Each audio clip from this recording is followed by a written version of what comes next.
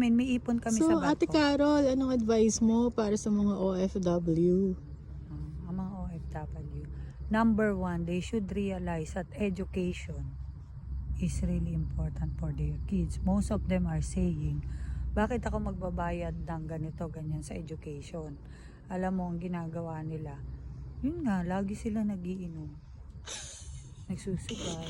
Which is true. Tapos hindi rin naman sila masyado namamasyal. At the same time, grabe sila kumain sa labas. Kunwari, Ano daw kasi, Ate Carol, YOLO. no. You only live once. You can explore places nang hindi ka gumagastos. Ako nga, maglalakad lang. Like this ba, Ate Carol? What can you say about your This is surroundings free, right now? This is free, Sabihin mo, but it's amazing. I totally agree, Ate Carol. Diba? Isipin mo, clear